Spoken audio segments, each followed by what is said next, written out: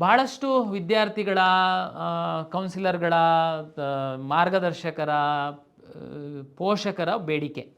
ನಮ್ಮದೇನು ತಪ್ಪು, ನೀವು 2ನೇ ಸುತ್ತಿನಲ್ಲಿ ಕಡ್ಡಾಯವಾಗಿ ಕಾಲೇಜಿಗೆ ಸೇರ್ಪಡೆ ಆಗಬೇಕು ಅಂತ ಹೇಳಿದ್ದಕ್ಕೆ ನಾವು ಸೇರ್ಪಡೆ ಆಗಿದ್ದೀವಿ. ನೀವು ಈ ಹಂತದಲ್ಲಿ 200 ಸೀಟ್ಗಳನ್ನು ಹೆಚ್ಚು ಮಾಡಿಬಿಟ್ಟಿದ್ದೀರಾ, ಈಗ ನಮಗೆ ಅವಕಾಶ ತಪ್ಪೋಗಿದೆ ಅನ್ನುವಂಥದ್ದು ಖಂಡಿತ ಅದು ಒಪ್ಪುವಂಥದ್ದೇನೆ. ನಮ್ಮ ಆಗಲಿ ನಿಮ್ಮ ಇಬ್ಬರದ್ದು ತಪ್ಪಿಲ್ಲ ಇದರಲ್ಲಿ. ಕೊಟ್ಟಂಥವರು ದೆಹಲಿಯವರು, ನಾವು ಮಾಡುವಂಥದ್ದು ನಮ್ಮ ನಿರ್ದೇಶನದಂತೆ ತಾವು ಅಡ್ಮಿಷನ್ ಆಗಿದ್ದೀರಾ. ತಮ್ಮ ಒಂದು ಬೇಡಿಕೆ ನನಗೆ ನ್ಯಾಯಯುತವಾಗಿ ಕಂಡ ಹಿನ್ನೆಲೆಯಲ್ಲಿ ನಾವು ಅಡ್ಮಿಷನ್ ಆಗಿರುವಂತಹ ವೈದ್ಯಕೀಯ ವಿದ್ಯಾರ್ಥಿಗಳಿಗೆ 4 ಕಾಲೇಜುಗಳಲ್ಲಿ ಹೆಚ್ಚುವರಿ ಆಗಿರುವಂತಹ 50-50-50 ಸೀಟುಗಳಿಗೆ ಭಾಗವಹಿಸುವಂಥದ್ದಕ್ಕೆ ಅವಕಾಶ ಕೊಡುವಂಥದ್ದಕ್ಕೆ ನಾವು ತೀರ್ಮಾನ ಮಾಡಿದ್ದೀವಿ. ಇದರಲ್ಲಿ ಬಹುತೇಕ ನನಗೆ ಗೊತ್ತಿರುವಂತೆ ಯಾರು ಈಗಾಗಲೇ ಫೀಸ್ ಕಟ್ಟಿದ್ದೀರ, ನೀವು ಮತ್ತೊಂದು ಸರಿ ಫೀಸ್ ಕಟ್ಟುವಂಥ ಅಗತ್ಯ ಇಲ್ಲ. ಹಾಗಾಗಿ ನಿಮಗೆ ಸಮಯ ಏನು ಜಾಸ್ತಿ ಬೇಕಾಗಿಲ್ಲ, ಬಹುತೇಕ ಅರ್ಧ ದಿನ ಸಾಕು ಅಂತ ಅನಿಸುತ್ತೆ ನಿಮಗೆ. 200 ಸೀಟಿದೆ. ಆದರೆ ಒಂದು ತಿಳ್ಕೊಳ್ಳಿ, ನಮ್ಮ ನಿಯಮದ ಪ್ರಕಾರ ಈಗ ಆಲ್ರೆಡಿ ಖಾಲಿ ಇರುವಂತಹ ಸೀಟಿಗೆ ನಿಮ್ಮನ್ನು ಪರಿಗಣಿಸಲ್ಲ. ಓನ್ಲಿ ಈ 4 ಕಾಲೇಜುಗಳ 200 ಸೀಟುಗಳು ಏನು ಹೆಚ್ಚುವರಿ ಆಗಿದೆ ಆ ಸೀಟುಗಳಿಗೆ ಮಾತ್ರ ಈಗಾಗಲೇ ಪ್ರವೇಶ ಪಡೆದಿರುವಂತಹ ವೈದ್ಯಕೀಯ ವಿದ್ಯಾರ್ಥಿಗಳನ್ನು ನಾವು ಪರಿಗಣಿಸ್ತೀವಿ.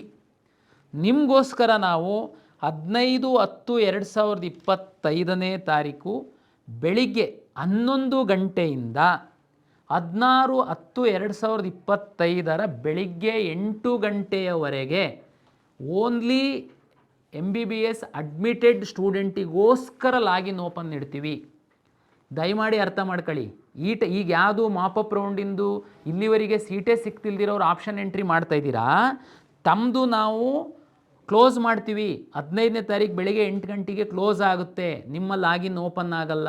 ತಾವು ಅರ್ಥ ಮಾಡ್ಕೊಳ್ಳಿ. ಯಾಕೆಂದರೆ ನಮ್ಮ ಹತ್ರ ಇಷ್ಟು ವಿದ್ಯಾರ್ಥಿಗಳಿದ್ದಾರೆ, ತಂತ್ರಜ್ಞಾನದಲ್ಲಿ ಸಹ ಅಳವಡಿಸುವಂಥದ್ದಕ್ಕೆ ಅದರದೇ ಆದಂತಹ ಪ್ರಾಕ್ಟಿಕಲ್ ಪ್ರಾಬ್ಲಮ್ಸ್ ಇರುತ್ತೆ.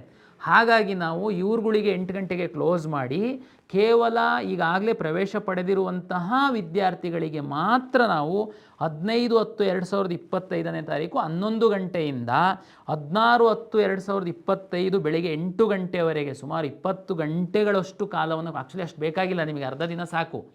ಬಟ್ ಆದ್ರೂ ನಾವು ನಿಮಗೆ ಸಫಿಷಿಯೆಂಟ್ ಸಮಯವನ್ನು ಕೊಡ್ತಾ ಇದ್ದೀವಿ.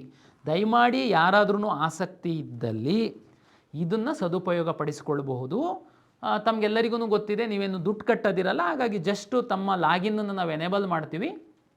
ನಿಮ್ಮ ಲಾಗಿನ್ ಒಳಗಡೆ ಈ 4 ಕಾಲೇಜುಗಳು ಮಾತ್ರ ಕಾಣುತ್ತೆ. ಆ 4 ಕಾಲೇಜಿನ ಆಪ್ಷನ್ಗಳನ್ನು ತಾವು ಎಂಟ್ರಿ ಮಾಡಬಹುದು ನಿಮ್ಮ ಇಚ್ಛೆಯನುಸಾರ. ಒಂದು ಕಿವಿ ಮಾತು ತಮಗೆ, ಈಗ ಉದಾಹರಣೆಗೆ ನೀವು ಅಡ್ಮಿಷನ್ ಆಗಿರುವಂತಹ ಕಾಲೇಜಿನಲ್ಲಿ ಇದ್ದೀರಾ, ನೀವು ಈ 4 ಕಾಲೇಜಿನ ಆಪ್ಷನ್ ಎಂಟ್ರಿ ಮಾಡಿ ಈ ಕಾಲೇಜಿನ ಸೀಟು ಏನಾದರೂ ನಿಮಗೆ ಸಿಕ್ಕಿದರೆ ಈಗಿರುವಂತಹ ಸೀಟು ಆಟೋಮೆಟಿಕ್ಕಾಗಿ ನಾವು ಬೇರೆಯವರಿಗೆ ಅಲಾಟ್ ಮಾಡಿಬಿಡ್ತೀವಿ. ಮತ್ತೆ ಇಲ್ಲ ನಾನು ಸುಮ್ಮನೆ ಒಂದು ನೋಡುವ ಸಿಗುತ್ತಾ ಹೇಗೆ, ಹೆಂಗೂ ಲಾಗಿನ್ ಆಗಿದ್ದೆ, ಆಪ್ಷನ್ ಎಂಟ್ರಿ ಮಾಡೋದಕ್ಕೆ ಓಪನ್ ಮಾಡಿದ್ದು ಅಂತಂದಿದ್ರು, ಅದಕ್ಕೆ ನಾನು ಎಂಟ್ರಿ ಮಾಡಿದ್ದೆ, ಇಲ್ಲ ಈಗ ಸಿಕ್ಕಿರೋದು ಇಷ್ಟ ಇಲ್ಲ, ನಾನು ಆಲ್ರೆಡಿ ಇರೋದು ನೋ ಅವಕಾಶ, ಅದು ಇಲ್ಲ ಇದು ಇಲ್ಲ ಆಗ್ಬಿಡುತ್ತೆ. ಅದಕ್ಕೇ ಈಗ ಸುಮ್ಮನೆ ಇಲ್ಲ ಎಲ್ಲ ಖುಷಿ ಇದೆ ಈಗಿರೋ ಕಾಲೇಜು ಅಂದರೆ ತಮಾಷೆಗೋಸ್ಕರ ಲಾಗಿನ್ ಆಗಿ ಆಪ್ಷನ್ ಎಂಟ್ರಿ ಮಾಡೋದಕ್ಕೆ ದಯಮಾಡಿ ಬರೋಕ್ಕೆ ಹೋಗಬೇಡಿ. ಸಿಕ್ಕಿರುವಂಥದ್ದು ಇಷ್ಟ ಇಲ್ಲ. ಉದಾಹರಣೆಗೆ 12 ಲಕ್ಷದ ಸೀಟ್ ಸಿಕ್ಕಿದೆ ನಿಮಗೆ, ಈಗ ಸೀಟ್ ಜಾಸ್ತಿ ಬಂದಿರೋದ್ರಿಂದ ಸ್ವಲ್ಪ ಬಾರ್ಡ್ರಲ್ಲಿದ್ದೀರಾ, ನಿಮಗೆ ಪ್ರೈವೇಟ್ ಕಾಲೇಜಲ್ಲಿ ಅಥವಾ ಗೌರ್ಮೆಂಟ್ ಕಾಲೇಜಲ್ಲಿ G ಸೀಟ್ ಸಿಗ್ಬೋದು, ಅವ ನಿಮಗೊಂದು ದೊಡ್ಡ ಮೊತ್ತದ ಹಣ ಉಳಿಯುತ್ತೆ. ಪಾರ್ಟಿಸಿಪೇಟ್ ಮಾಡಿ ಖಂಡಿತ, ಆದರೆ ಈ 4 ಕಾಲೇಜಿಗೆ ಸೀಮಿತವಾಗಿ.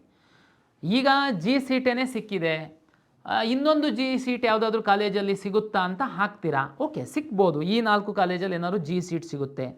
ಆಮೇಲೆ ನಿರ್ಧಾರ ಮಾಡ್ತೀರಾ, ಇಲ್ಲ ನನಗೆ ಈಗ ಸಿಕ್ಕಿರೋ ಕಾಲೇಜೇ ಸರಿ ಇದೆ, ಹಾಸ್ಟೆಲ್ ಅಡ್ಮಿಷನ್ ಆಗಿದ್ದೀನಿ, ಎಲ್ಲ ಸೆಟ್ ಆಗಿಬಿಟ್ಟಿದ್ದೀನಿ, ಫ್ರೆಂಡ್ಸ್ ಆಗಿದ್ದಾರೆ, ಹಂಗಾಗಿ ನಾನು ಇದನ್ನೇ ಮುಂದುವರಿಸ್ತೀನಿ. ಅವಕಾಶ ಇರಲ್ಲ, ದಯಮಾಡಿ ಅರ್ಥ ಮಾಡ್ಕೊಳ್ಳಿ. ಹಾಗಾಗಿ ಯಾರು ಅಪ್ಗ್ರೇಡ್ ಆಗುವಂಥ ಅವಕಾಶಗಳಿದ್ದಾವೆ, ಸ್ವಲ್ಪ ಬಾರ್ಡ್ರಲ್ಲಿ ನಾನು ಇದ್ದೀನಿ ಅನ್ನುವಂಥವ್ರು ಇದ್ದೀರಾ, ಖಂಡಿತ ಭಾಗವಹಿಸಿ. ಯಾಕೆಂತಂದರೆ ಇಲ್ಲಿ ವ್ಯತ್ಯಾಸ ತುಂಬ ಇದೆ. ಈಗ 1.5 ಲಕ್ಷದ್ದು ಸೀಟು, 12 ಲಕ್ಷದ ಸೀಟು, ಇಲ್ಲ ಪ್ರೈವೇಟ್ ಯೂನಿವರ್ಸಿಟಿ ಕಾಲೇಜ್ಗಳಲ್ಲಿ 20-25 ಲಕ್ಷದ ಇರುವಂಥವ್ರು ಏನಾದ್ರು 12 ಲಕ್ಷಕ್ಕೆ ತಾವು ಶಿಫ್ಟ್ ಆಗ್ತೀರಾ ಅಂತಂದರೆ ತಮ್ಮ ಪೇರೆಂಟ್ಸಿಗೆ ಸಾಕಷ್ಟು ದೊಡ್ಡ ಮೊತ್ತದ ಒಂದು ಹಣ ಉಳಿತಾಯ ಆಗುತ್ತೆ.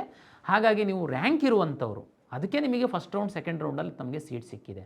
ಈಗ ಲೇಟಾಗಿ ನಾವು 200 ಸೀಟು ಆ್ಯಡ್ ಮಾಡಿರೋದ್ರಿಂದ ನಿಮಗೆ ಅದು ಅನ್ಯಾಯ ಆಗಬಾರ್ದು ಅಂತ ನಿಮಗೆ ಕೊಡ್ತಿರುವಂತಹ ಒಂದು ಇದು ಅವಕಾಶ. ಇದು ತಾವು ಒಂದು ಕ್ಯಾಲ್ಕುಲೇಷನ್ ಮಾಡಿ ಇದರಿಂದ ಬೆನಿಫಿಟ್ ಆಗುತ್ತೆ, ಪ್ರಯೋಜನ ಆಗುತ್ತೆ ಅಂತಂದರೆ ಖಂಡಿತ ತಾವು ದಯಮಾಡಿ ಈ ಒಂದು ಅವಕಾಶವನ್ನು ಸದುಪಯೋಗ ಪಡಿಸಿಕೊಳ್ಳಿ ಅನ್ನುವಂಥದ್ದು ನಂದು ವಿನಂತಿ. ಅದ್ರ ಜೊತೆಗೆ ತಾವು ಪೇರೆಂಟ್ಸ್ ಜೊತೆ ವಿಚಾರ ಮಾಡಿ, ಒಂದು ವೇಳೆ ನಿಮಗೆ ಅಪ್ಗ್ರೇಡ್ ಆಯಿತು ಅಂತಂದರೆ ಹೀಗಿರುವಂಥ ಸೀಟ್ ಹೋಗುತ್ತೆ ಅನ್ನುವಂಥದ್ದನ್ನು ಭಾಳ ಸ್ಪಷ್ಟವಾಗಿ ತಾವು ತಮ್ಮ ಮನೆಯವರಿಗೆ ತಿಳಿಸಿ. ಆಮೇಲೆ ಕಾಲೇಜಲ್ಲಿ ಡಾಕ್ಯುಮೆಂಟ್ ಕೊಟ್ಬಿಟ್ಟಿದ್ದೀವಿ, ಕೊಡೋದಕ್ಕೆ ಸಮಸ್ಯೆ ಆಗೋದು ಅದು ಏನು ಚಿಂತೆ ಮಾಡಬೇಡಿ. ಯಾಕೆಂತಂದರೆ ನಿಮ್ಮದು ಸೀಟೇನು ಆ ಕಾಲೇಜಿಗೆ ಖಾಲಿ ಉಳಿಯಲ್ಲ. ಯಾಕೆಂತಂದರೆ ತಾವು ಅಪ್ಗ್ರೇಡ್ ಆಗಿ ಬೇರೆ ಕಾಲೇಜಿಗೆ ಹೋಗ್ತಿದ್ದಂಗೆ ನಿಮ್ಮಿಂದ ರಿಲೀಸ್ ಆಗುವಂತಹ ಸೀಟು ಅದೇ ಸುತ್ತಿನಲ್ಲಿ ನಾವು ಬೇರೆಯವರಿಗೆ ಏನು ಮಾಪಪ್ಪಲ್ಲಿ ಈಗ ನಮ್ಮ ಕ್ಯೂನಲ್ಲಿ ಇದ್ದಾರೆ, ಈಗ ಆಪ್ಷನ್ ಎಂಟ್ರಿ ಮಾಡ್ಕೊಂಡು ಅವರಿಗೆ ಅಲರ್ಟ್ ಮಾಡೋದ್ರಿಂದ ಕಾಲೇಜವ್ರು ನಿಮಗೆ ಏನು ಸಮಸ್ಯೆ ಮಾಡಲ್ಲ, ದಾಖಲೆಗಳನ್ನ ಕೊಟ್ಟು ಕಳಿಸ್ತಾರೆ.